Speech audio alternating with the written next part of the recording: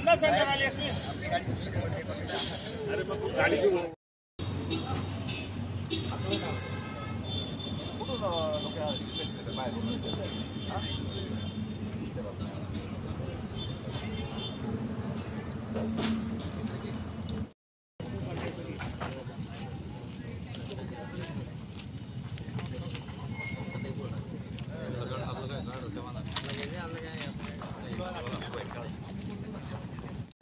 साहेब तुम आगे बढ़ो, हम तुम्हारे साथ है। आरक्षण आमचं हक्काचं नाही कुणाच्या बापाचं, आरक्षण आमचं हक्काचं नाही कुणाच्या बापाचं। भुजबळ साहेब तुम आगे बढ़ो, हम तुम्हारे साथ है।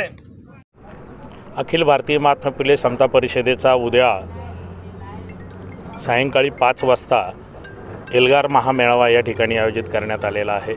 हा महामेळावा जळगाव जिल्ह्यातील 12 बलुतेदार ओबीसी भटकेमुक्त समाजाने या ठिकाणी आयोजित केलेला आहे आणि या मेळाव्यासाठी प्रामुख्याने 2 प्रश्न महत्त्वाचे घेऊन आपण हा मेळावा करत आहोत। एक म्हणजे ओबीसीची जातनिहाय जनगणना झाली पाहिजे। 1931 पासून तर आत्तापर्यंत म्हणजे जवळपास 90-94 वर्ष झाले।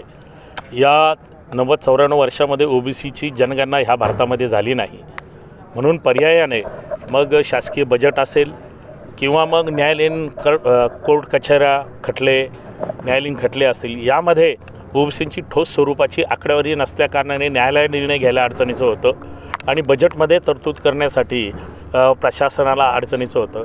म्हणून अखिल भारतीय महात्मा फुले समता परिषदेने वारंवार या ठिकाणी ओबीसीच्या जातनिहाय जनगणनेबाबत आग्रह धरलेला आहे आणि त्या मागणीसाठी आणि दुसरा एक महत्त्वाचा मुद्दा म्हणजे स्थानिक स्वराज्य संस्थेच्या निवडणुका जवळपास 3 वर्षापासून ह्या रखडलेल्या आहेत आणि त्यामुळे ओबीसी भटकेमुक्त समाजाच्या जवळपास 45,000 जागा या जागा पासून ओबीसी भटकेमुक्त समाजाला या ठिकाणी वंचित राहावं लागते। म्हणून लवकरात लवकर न्यायालयीन जे खटले ते निकाली लागले पाहिजेत। शासनाने ते खटले लवकरात लवकर निकाली लागण्यासाठी मदत केली पाहिजे। या भूमिका घेऊन उद्याचा महाएल्गार मेळावा आपण या ठिकाणी संपन्न करत आहोत।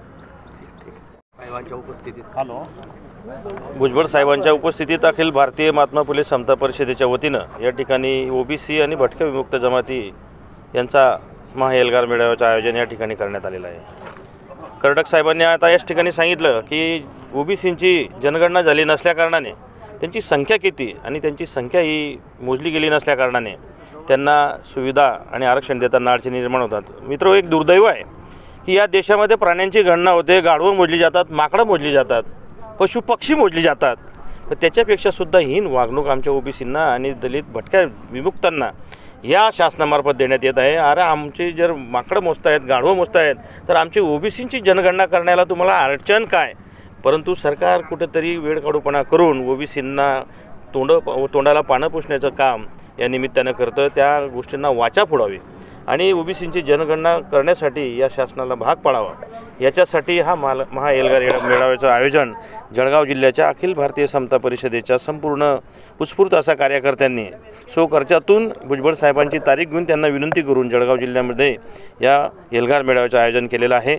आमची प्रमुख मागणी हीच आहे की जे ओबीसींचं आरक्षण जे कोर्टामध्ये प्रलंबित पडलेलं आहे, कोर्ट सांगतं की ओबीसींची संख्या किती, तर संख्या केव्हा कळेल तर जेव्हा जनगणना होईल, त्यांची मोजणी होईल, तेव्हा संख्या कळेल। आणि शासन वेळकाढूपणा करतं आहे, ओबीसींची जनगणना करत नाही। जनगणना नसल्यामुळे संख्या निश्चित होत नाही, संख्या निश्चित नसल्यामुळे कोर्टामध्ये सुद्धा बऱ्याचशा कायदेशीर अडचणी निर्माण होत आहेत। आमची शासनाला ही विनंती आहे की आमची ओबीसींची लवकरात लवकर जनगणना करण्यात यावी आणि ओबीसींचा टक्केवारी एक महाराष्ट्रामध्ये आणि भारतामध्ये किती आहे एकदाचं सोक्षमोक्ष लावण्यात यावं आणि ओबीसींच्या हक्क आणि न्याय मागण्या या शासनाने मंजूर कराव्यात आणि त्याच्यासाठी प्रयत्नशील राहावं आणि कोर्टात असलेले कज्जे हे आपल्या लेवलवर लवकरात लवकर पाठपुरावा करून सोडावेत। आणि जे स्थानिक स्वराज्य संस्था असतील, जिल्हा परिषद असतील, पंचायत समिती असतील, ग्रामपंचायती असतील, याच्यामध्ये जे 45,000 लोकप्रतिनिधी ज्या प्रतिनिधित्वापासून वंचित राहिलेले आहेत, त्या सगळ्या वंचित असलेल्यांना न्याय मिळावा अशी ह्या महाएल्गार मेळाव्याच्या माध्यमातून आम्ही या ठिकाणी एल्गार मेळाव्यातून मागणी करणार आहोत। लोक येण्याची शक्यता आहे आणि कुठून येणार? तर या ठिकाणी जवळजवळ 50,000 ते 60,000 जनता येईल याची अपेक्षा आहे आणि कुठून येतील याचा तर अंदाजच नाही, कारण की आम्ही या मेळाव्याचे आयोजन करत असताना आम्हाला गुजरात राज्यातून बरेचसे फोन आले. खानदेशचा बराचसा रहिवास हा गुजरात, उधना, सुरत, अहमदाबाद, त्याच्यानंतर राजस्थान, मध्य प्रदेश आणि कर्नाटकमधून सुद्धा या ठिकाणी बरेचसे फोन आले. आणि सैनी समाजाचे असतील, शिंपी, सुतार, लोहार, धोबी, चांभार, गुजर, तेली, हे सगळे जे 12 बलुतेदार यांचे समाजाचे प्रमुख प्रतिनिधी स्वयंस्फूर्तीने आम्हाला जॉईन होत आहेत आणि हिरिरीने या सगळ्या मेळाव्याला यशस्वी करण्यासाठी, आमच्या हाताला बळकट करण्यासाठी तन मन धनाने हे कार्यरत आहेत.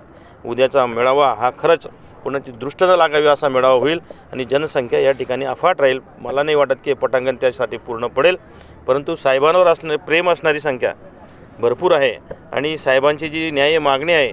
आणि या वयात देखील मंत्रालयामध्ये, मंत्रिमंडळामध्ये अनेक ओबीसी चेहरे आहेत, पण काही कोणी ओबीसींच्या बाबतीत आवाज उठवताना विधानसभेमध्ये असेल किंवा कुठं दिसत नाही.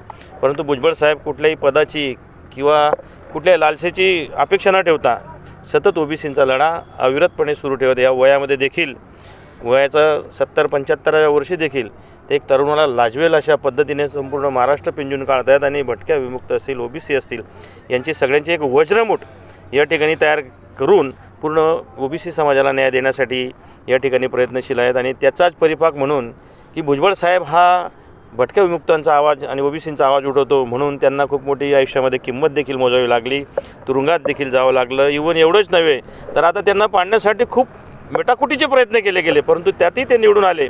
मंत्रिमंडळामध्ये त्यांचं स्थान हे निश्चित असतानासुद्धा त्यांना मंत्रिमंडळामध्ये स्थान देण्यासाठी पण डावलण्यात आलं.